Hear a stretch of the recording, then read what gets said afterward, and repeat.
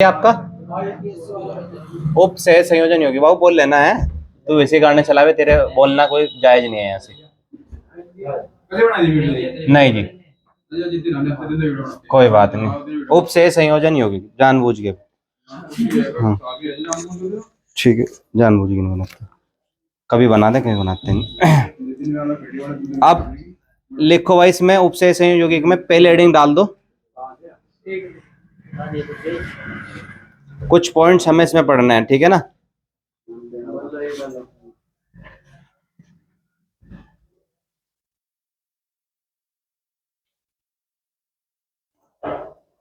द्विक लवण, पहले हेडिंग क्या डाल देंगे भाई?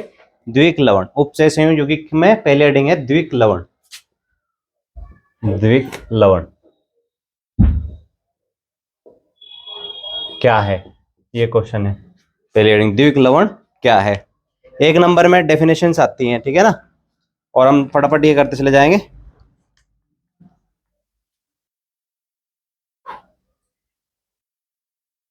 तो बेसिकली द्विक लवण क्या होता है, पहले हम इनको समझेंगे। ये जो होते हैं ना द्विक लवण, ये होते हैं जैसे कि दो फॉर्म में हो सकते हैं। एक तो ठोस अवस्था में हो सकते हैं। किस अवस्था में भाई? ठोस अवस्था में। ठोस अवस्था में ये इस तरह के एक यौगिक होते हैं। ठोस अवस्था में जब ये होते हैं, ये होते हैं योगात्मक यौगिक। क्या होते हैं? योगात्मक यौगिक होते हैं।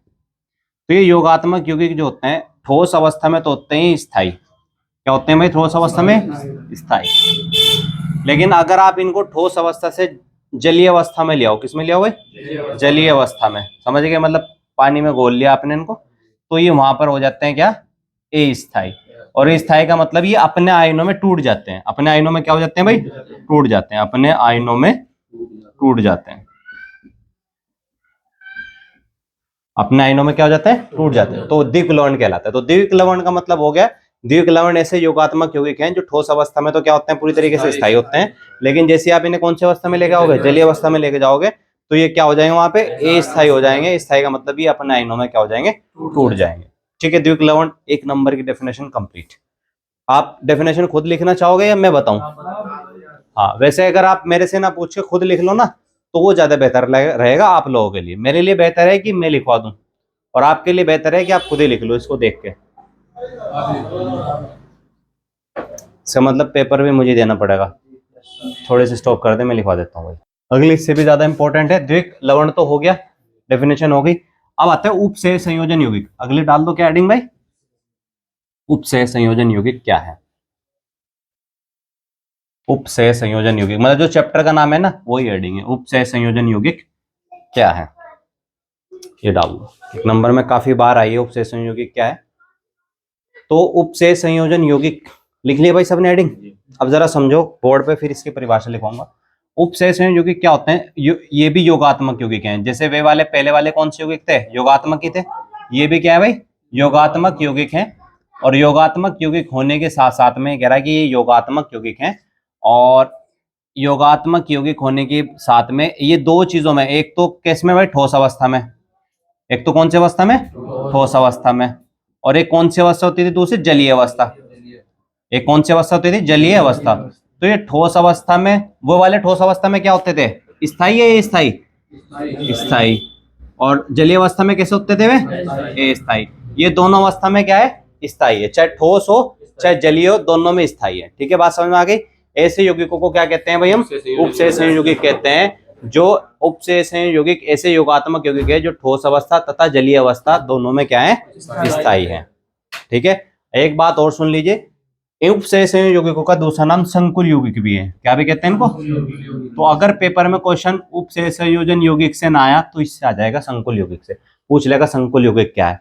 तो उपसय संयोजन यौगिक पूछे आपसे, ये आपसे क्या पूछे? संकुल यौगिक पूछे। दोनों की परिभाषा ये देनी है कि उपसय संयोजन यौगिक या संकुल यौगिक ऐसे योगात्मक यौगिक हैं जो ठोस अवस्था तथा जलीय अवस्था में कैसे होते हैं भाई? स्थायी होते हैं। दोनों में स्थायी है, स्टेबल है। हाँ भाई। तो अगली जो हमारी हेडिंग है इसके अंदर वो है लिगेंड। इसको हम समझेंगे थोड़ा आसानी से। उपसय संयोजन यौगिक का एक उदाहरण बना के मैं आपको दिखा रहा हूं। पहले आप इसमें जो है ना एक एग्जाम्पल के तौर पे जो है ना एक चीज समझ लीजिएगा, जैसे कि यहाँ पर डेफिनेशन एक लिगेंड है, तो ये क्या है, ठीक है ना, क्या है, ठीक है ना, ये समझना है हमको। अब जैसे सपोजेड एक उपसेचन यौगिक का अगर मैं उदाहरण बनाऊं आपके सामने, ऐसा होता है, बड़े ब्रैकेट से शुरुआत होगी, जैसे FeCN का होल 6 बड़ा ब्रैकेट बंद। तो ये Fe जो है यहाँ पर, ये तो एक ये जो है ये तो एक केंद्रीय धातु परमाणु, क्या बोलेंगे इसको, केंद्रीय धातु परमाणु, केंद्रीय धातु परमाणु। और ये जो इतना हिस्सा है ये लिगेंड कहलाएगा, क्या कहलाएगा भाई, लिगेंड कहलाएगा, ठीक है ना। और ये पूरा पूरा कहलाएगा संकुल, क्या कहलाएगा, संकुल कहलाएगा, संकुल यौगिक कह देंगे, क्या कह देंगे, संकुल यौगिक, कोई दिक्कत तो नहीं है। और ये जो नंबर है ना, ये छोटे से, ये जो 6 दिखाई दे रहे हैं आपको, ये कहलाएंगे उपसेय संयोजन संख्या, क्या कहलाएगा, उपसेय संयोजन संख्या, शॉर्ट में CN कहते हैं, वो क्या कहते हैं शॉर्ट में, CN, कोऑर्डिनेशन नंबर, क्या कहते हैं, कोऑर्डिनेशन नंबर CN। अब समझ लो भाई, यहाँ पर कभी तुम इसी सोच लो, CN है गायो, CN, बस यहाँ इसको तुम इसी समझ लो, CN वैसे यहाँ पे जो लिया गया है साइनाइड है, क्या है, साइनाइड, 6 से हेक्सा साइनाइड, नाम है इसका हेक्सा साइनाइड फेरेट, और बाकी आयरन की जितनी भी क्या होगी संयोजकता होगी वो ब्रैकेट में आ जाएगी। तो यहाँ पर आपको अब इसकी डेफिनेशन देनी है कि लिगेंड क्या है, ठीक है ना, किसकी डेफिनेशन देनी है, लिगेंड की डेफिनेशन देनी है। तो लिगेंड की डेफिनेशन आप कैसे दे सकते हो कि लिगेंड क्या है, लिगेंड जो है ना एक ऐसा समूह है जो केंद्रीय धातु परमाणु से क्या होता है, जुड़ा होता है। लिगेंड एक ऐसा समूह है जो किससे जुड़ा होता है भाई, केंद्रीय धातु परमाणु से जुड़ा होता है। तो जो केंद्रीय धातु परमाणु से उपसेय संयोजन बंध के द्वारा जुड़ा रहेगा, कौन से बंध के द्वारा, उपसेय संयोजन बंध के द्वारा जुड़ा रहेगा, ऐसे समूह को क्या कहेंगे हम, लिगेंड कहेंगे। तो इसकी डेफिनेशन लिख लो, लिखो ऐसा समूह। तो अगली जो हेडिंग थी वो है उपसेय संयोजन संख्या, क्या है भाई, उपसेय संयोजन संख्या। उपसेय संयोजन संख्या क्या होती है, हम इसको डिस्कस करेंगे, आप हेडिंग डाल दीजिए। उपसेय संयोजन संख्या को इंग्लिश में भी क्या बोलते थे, कोऑर्डिनेशन नंबर बोलते थे, ठीक है। जैसे यहाँ पे एक यौगिक हैगा भाई CONH3 का होल 6 एंड प्लस का 3 चार्ज, प्लस का कितना चार्ज, 3 चार्ज। अब इसमें जो है ये तो कौन सा धातु हो जाएगा, अभी बताया था मैंने, केंद्रीय धातु है। ये यहां से यहां तक NH3 क्या है, यहाँ पे लिगेंड है भाई, क्या है, लिगेंड है। अब ये जो है ये यहाँ पर क्या है भाई, इसके जो नंबर है लिगेंड के, ये उपसेय संयोजन क्या है, संख्या है। तो उपसेय संयोजन संख्या बेसिकली क्या है, उपसेय संख्या जो है लिगेंड की संख्या है, क्या है भाई, लिगेंड की संख्या, यानी कि किसी संकुल यौगिक में, कौन से यौगिक में, संकुल यौगिक में कितने लिगेंड है, टोटल नंबर्स में कितने हैं, उनकी जो संख्या है उस संख्या को हम क्या कहते हैं, उपसेय संख्या कहते हैं। इस यौगिक में यहाँ पर CN का नंबर कितना हो जाएगा, उपसेय संख्या को शॉर्ट में क्या बोलते हैं, CN बोलते हैं। तो CN बराबर कितना हो गया, यहाँ पे बीच में डॉट लगाना जरूरी है, CN बराबर 6, कोऑर्डिनेशन नंबर या उपसेय संख्या से कितनी है, 6। एक और मान लो अगर कोई ऐसा यौगिक है कि FeNH3 का होल 4 ऐसे करके कोई यौगिक है, तो यहाँ पे कितनी है, 4, तो CN संख्या बराबर कितनी होगी, 4। ऐसे क्वेश्चन आपसे जरूर आएगा निकालने के लिए, ऐसे 4-5 वो यौगिक देगा और कहेगा कि इनकी CN नंबर बताओ, उपसेय संख्या बताओ। तो बस तुम्हें कुछ नहीं देखना, लास्ट ये देखना, बस लिगेंड की संख्या देखनी कितनी है, जितनी भी संख्या होगी वही क्या मानी जाएगी, उपसेय संयोजन संख्या मानी जाएगी। लिख दोगे, कर दोगे इस तरह क्वेश्चन, कोई दिक्कत तो नहीं है, सामने दिखाई देगा साफ। तो कर लो उपसेय संख्या, इसकी डेफिनेशन लिख लो, ठीक है, वो जिसको मैंने कहा।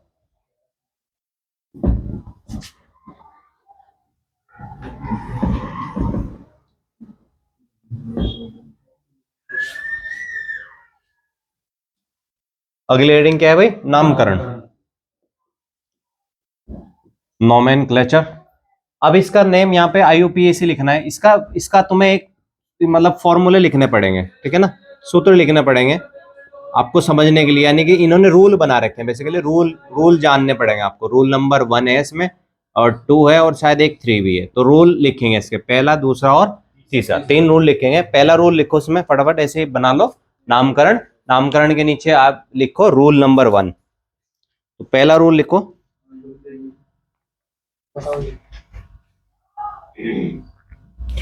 लिखो उसमें उपसेय संयोजन यौगिक का, उपसेय संयोजन यौगिक का नाम लिखने में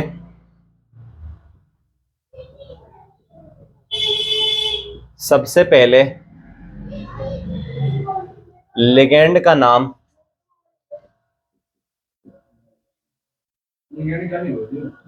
नाम वर्णमाला क्रम में लिखा जाएगा।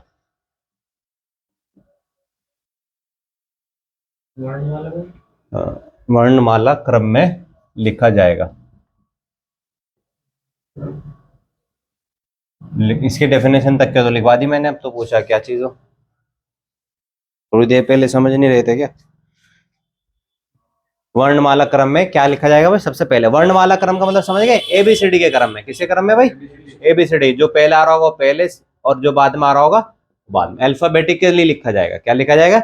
अल्फाबेटिकली। ए पहले आ रहा होगा तो ए लिखा जाएगा, बी पहले आ रहा होगा तो बी, सी आ रहा होगा तो सी, डी आ रहा होगा तो डी, और आगे भी एटसेट्रा ऐसे, ठीक है ना? अल्फाबेटिक्सली, जैसा आईयूपीएससी में लिखते थे, एबीसीडी को वरीयता देकर लिखते थे। पहला रूल हो गया भाई।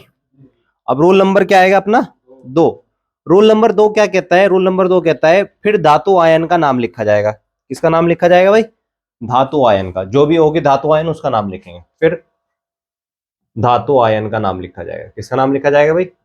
धातु आयन का नाम लिखा जाएगा।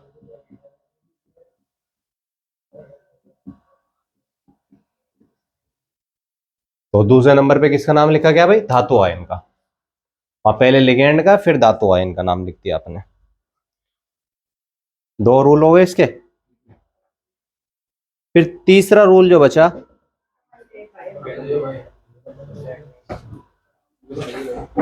तीसरा है धातु आयन की ऑक्सीकरण अवस्था लिखी जाएगी। क्या लिखी जाएगी भाई? ऑक्सीकरण अवस्था लिखी जाएगी। ऑक्सीकरण अवस्था। और रोमन अंक में। कौन से में भाई? रोमन में लिखी जाएगी। हाँ, रोमन में लिखी जाएगी। देखो इस रूल के आधार पर हम नाम लिखेंगे। ये 3 रूल का उपयोग करते हुए नाम लिखेंगे। एक उदाहरण के तौर पे मैं आपको नाम लिख के दिखाऊंगा। बोर्ड में मैंने पूरा लिख दिया है, तीनों रूल बोर्ड पे लिखे हुए हैं। अगर किसी बच्चों को नहीं दिखाई दिया तो नहीं लिखा तो बोर्ड पे से लिख लीजिए। उदाहरण के तौर पे मैं एक उदाहरण अभी लूंगा, मैंने थोड़ी देर पहले भी लिया था। CONH3 का होल 6 ब्रैकेट बंद और प्लस का 6, सॉरी प्लस की 3 थी ना यहाँ पे, प्लस की 3 ऐसे, ठीक है। तो अब देखो यहाँ पर ये पूरा पूरा जो है उपसे संयोजन यौगिक या फिर जो है ना संकुल यौगिक है। कैसा यौगिक है भाई? संकुल यौगिक या उपसे संयोजन यौगिक है। अब देखो सबसे पहले रूल में पहला नंबर पढ़ो। पहले किसको लिखा जाएगा भाई?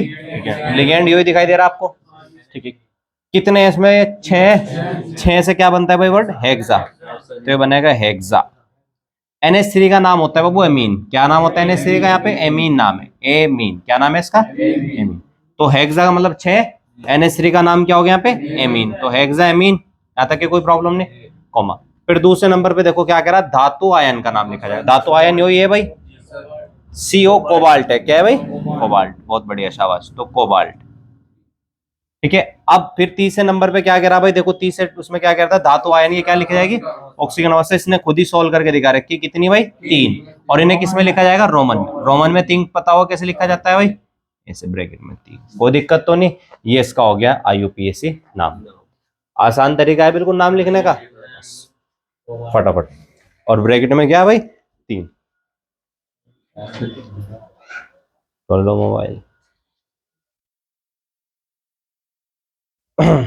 अब उदाहरण के तौर पे हम कुछ और जो है ना यहाँ पे नाम क्या करेंगे भाई? रखने की कोशिश करते हैं, देखते हैं कि क्या होता है।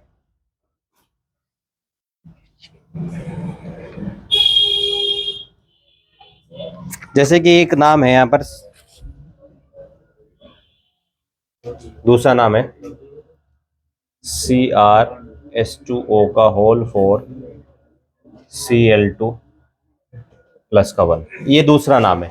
नंबर 1 हो गया था, ये तुमने लिख लिया। दूसरा नाम ये, इसका नाम आपको लिखना है, ठीक है भाई। रूल का इस्तेमाल करेंगे भाई और नाम लिखेंगे, ठीक है। बात क्यों कर रहे हो भाई? सबसे पहले CrH2O है, H2O का होल 4। CrH2O क्या था भाई? होल 4। अब देखो सबसे पहले H2O का नाम पता होना चाहिए। H2O वैसे तो जल है, आपको पता है, लेकिन H2O को एक्वा कहते हैं। साइंटिफिक नेम क्या होता है H2O का? एक्वा। ये बात मैंने शायद बहुत पहले बताई थी आपको कि पानी को एक्वा भी कहते हैं, साइंटिफिक नेम है इसका। अब ये कितने हैं उसमें, 4 हैं, 4 का मतलब टेट्रा। Cl को कहते हैं क्लोराइड, क्या कहते हैं। अब ये बताओ मुझे, एक्वा तो कौन से लेटर से बनता है, ए से, और क्लोरो किससे बनेगा, सी से।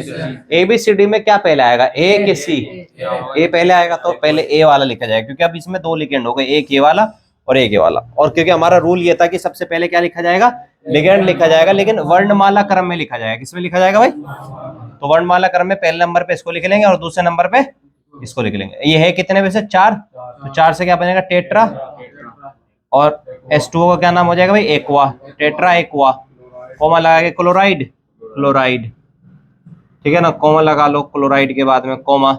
फिर उसके बाद में केंद्रीय धातु का नाम, केंद्रीय धातु का नाम Cr से क्रोमियम या क्रोमेट कह देते हैं इसको, क्रोमेट।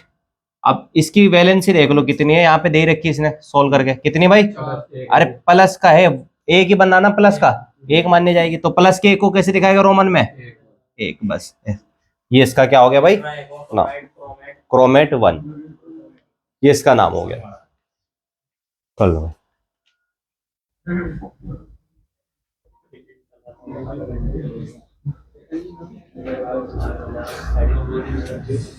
समाव्यवता, अगले हेडिंग।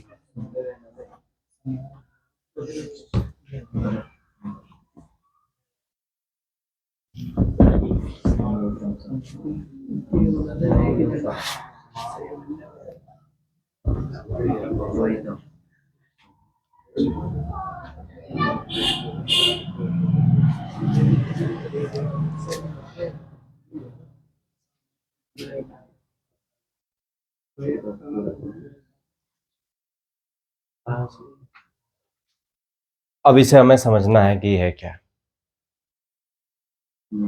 2 नंबर में आती है कभी कभार और इम्पोर्टेंट भी है। अब समाव्यवता के बारे में देखिएगा कि समाव्यवता है क्या, कैसे इसको पॉइंट ऑफ व्यू करना है। समाव्यवता एक ऐसी चीज होती है, मान लो कि कोई संकुल यौगिक है, क्या है भाई, संकुल यौगिक या उपसेच संयोजन यौगिक है, दूसरा नाम भी बताया था मैंने कि संकुल यौगिक है। और वो संकुल यौगिक क्या होगा, उसका सूत्र तो समान रहेगा, यानी कि अणुसूत्र समान रहेगा, यहाँ पे क्या रहेगा, अणुसूत्र समान रहेगा, लेकिन ये संकुल यौगिक संरचना अलग अलग बना दे। संरचना क्या करे, अलग अलग बना दे, संरचना अलग अलग बनाए। तो ऐसी जो घटना होती है या ऐसी जो प्रोसेस होती है, इस प्रोसेस का नाम क्या होता है, समाव्यवता होता है। जहां पे सूत्र समान रहे लेकिन संरचना क्या हो जाए, अलग अलग हो जाए, ऐसी संरचना को या ऐसी कंडीशंस को हम क्या कह देते हैं, समाव्यवता कह देते हैं, आइसोमेराइज्म कह देते हैं। ठीक है, तो आइसोमेराइज्म मतलब क्या है कि जहां पर अणुसूत्र समान रहे और संरचना क्या हो जाए, अलग अलग हो जाए, उसे हम क्या कहते हैं, समाव्यवता कहते हैं। इस बात को आप लिखो, लिखो। जब संकुल यौगिकों की, हाँ, समाव्यवता 2 प्रकार की होती है। कितने प्रकार की भाई, 2 प्रकार की। बस उनके नाम लिख लेंगे बाबू, ठीक है ना, खाली नाम लिख लेंगे। नंबर 1 संरचनात्मक है, संरचनात्मक, और दूसरी है त्रिविम समाव्यवता। कौन सी है बाबू, त्रिविम। तो दोनों के नाम आप याद रखेंगे, एक संरचनात्मक और त्रिविम। ठीक है, ठीक है भाई आकाश। वर्नर का सिद्धांत डाल दो भाई हेडिंग, वर्नर, 1 पेज पूरा।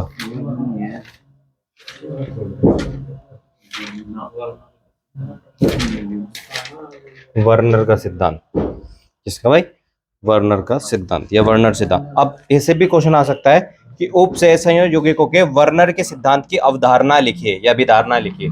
ऐसे करके क्वेश्चन पूछा जा सकता है आपसे कि उपसहसंयोजन, उपसहसंयोजक, उपसह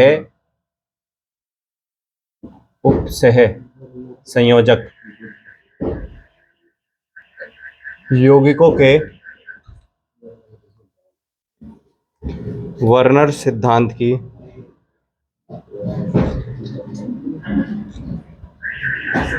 अभिधारणाएं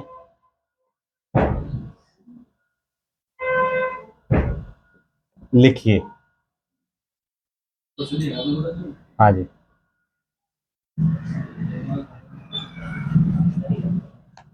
बस तू कुछ पढ़ भी लेगा, अनपढ़ ही जाहिल ही रहेगा सारी जिंदगी। लिखा हुआ क्वेश्चन वहां से बता दिया मैंने, फिर भी पूछ रहा प्रश्न ये कितना बड़ा लिखना तो लग रहा। क्वेश्चन नंबर 1, उपसेचन यौगिकों के वर्नर सिद्धांत की अभिधारणाएं लिखिए। तो वर्नर सिद्धांत की जो अभिधारणा है ना, उनके पॉइंट बना के लिखने तुम्हें। 1 2 3 4 बहुत है, 4 पॉइंट बहुत है। पहला पॉइंट लिखो, पॉइंट नंबर 1 उत्तर में। हाँ लिख लो, सवाल लिख लो, कोई बात नहीं। सवाल इसी तरीके से आएगा, 20 में और 22 में आया है, 23 में भी आ सकता है, ठीक है ना। वर्नर का सिद्धांत वैसे मैंने तुम्हें पहले भी ये कराया था, फिर भी मैं करा रहा हूं। पहला पॉइंट इसका जो है वो है उपसेय संयोजन यौगिक में केंद्रीय धातु। पहला पॉइंट जो है ना वो है उपसेय संयोजक यौगिक में। आप लिखना शुरू करें, बोर्ड पे ना देखें। उपसेय संयोजक यौगिक में केंद्रीय धातु, केंद्रीय धातु परमाणु 2 संयोजकताएं व्यक्त करता है। केंद्रीय धातु परमाणु 2 संयोजकताएं व्यक्त करता है।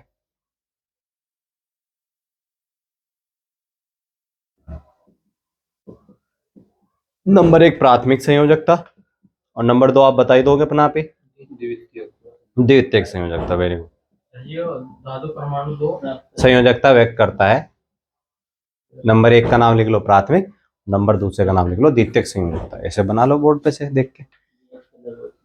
वर्नर का सिद्धांत। तो यहाँ पर कितनी हो रही है भाई, उपसंयोजक यौगिक कितनी दिखा रहा है, 2 दिखा रहा है। एक तो केंद्रीय उपसंयोजक यौगिक जो है उसके अंदर जो केंद्रीय धातु है, वो केंद्रीय धातु कितनी संयोजकता दिखा रहा है भाई, 2 संयोजकता दिखा रहा है। पहली वाली को क्या बोलते हैं, प्राथमिक संयोजकता, और दूसरी वाली को क्या बोलते हैं, द्वितीयक संयोजकता। ठीक है, पहला पॉइंट इनका यही था अवधारणा के अंदर।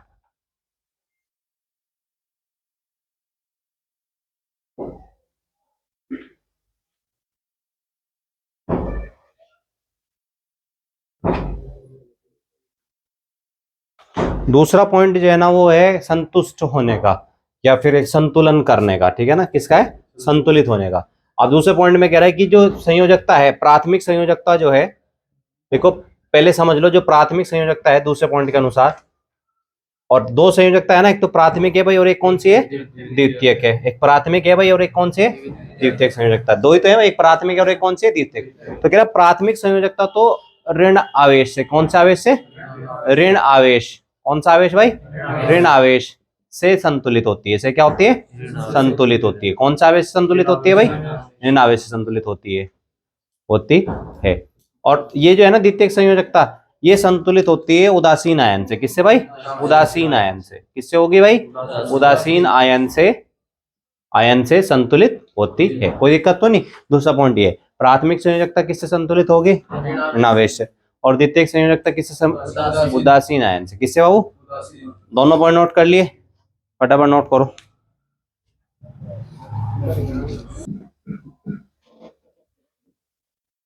वर्नर के सिद्धांत के 2 पॉइंट हो चुके हैं। अब वीडियो ऑन कर दो, तीसरा पॉइंट हम लिखते हैं। तीसरा पॉइंट जो है इसका, थर्ड पॉइंट लिखेंगे। संयोजकता कितने प्रकार की थी भाई, 2 प्रकार की थी ना। एक तो प्राथमिक संयोजकता, हाँ प्राथमिक संयोजकता, और एक थी द्वितीयक संयोजकता। संयोजकता, प्राथमिक संयोजकता आयनीय होती है। क्या होती है भाई, आयनीय होती है। और ये अनआयनीय, क्या होती है, अनआयनीय। ये पॉइंट नोट कर लेंगे।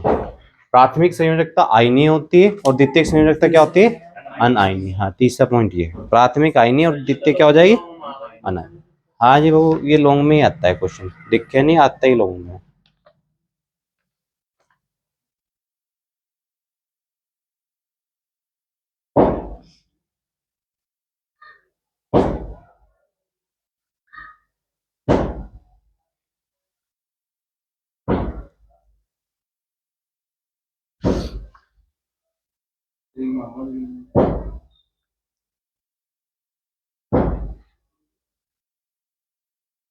और इसका जो लास्ट पॉइंट बचा नंबर 4, वो है कि धातु की जो द्वितीयक संयोजकता होती है, कौन संयोजकता, धातु की कौन संयोजकता भाई, द्वितीय संयोजकता। द्वितीय संयोजकता वो केंद्रीय परमाणु की, सॉरी जो लिगेंड की संख्या होती है, क्या बोलते हैं उसे, समन्वय संख्या या उपसेय संयोजन संख्या कहते थे जिसको, उसके बराबर होती है। तो द्वितीय धातु की द्वितीय संयोजकता किसके भाई, उपसह संयोजन संख्या के बराबर होती है। किसके बराबर होती है, उपसह संयोजन संख्या के बराबर होती है। उपसह संयोजन संख्या के बराबर होती है। संख्या के क्या होती है भाई, बराबर होती है। मान लो मैं एक क्वेश्चन आपके सामने यहाँ पे दे रहा हूं, ये लिख रहा हूं यहाँ पर एक Cr मान लो NH3 का होल 6 और प्लस का 3 ऐसे है। तो यहाँ पर मैं पूछा हूँ इसकी Cr की द्वितीयक संयोजकता बताओ कितनी है। क्या पूछा हूँ आपसे, द्वितीयक संयोजकता बताओ यहाँ पे कितनी है इसकी, कितनी है बाबू द्वितीयक संयोजकता इसकी। ये कह रहा है उपसह संयोजन संख्या के बराबर है, उपसह संयोजन संख्या ये हो करे, तो द्वितीयक संयोजकता भी कितनी हो जाएगी, यही हो जाएगी। तो 6 है, कोई दिक्कत तो नहीं है।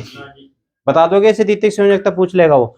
तो द्वितीयक संयोजकता और उपसह संयोजन संख्या क्या होती है, बराबर होती है, दोनों एक जैसी होती है। जैसे कि ये जो 6 आता है ना लास्ट में, जो लिगेंड के जो ब्रैकेट में बाहर होगा, जैसे यहाँ नंबर क्या आ रहा है, 6 आ रहा है, तो लिगेंड के बाहर का नंबर है। अब ये जो लिगेंड के बाहर का नंबर है इसे उपसह संयोजन संख्या कहते हैं। हम क्या कहते हैं, उपसह संयोजन संख्या।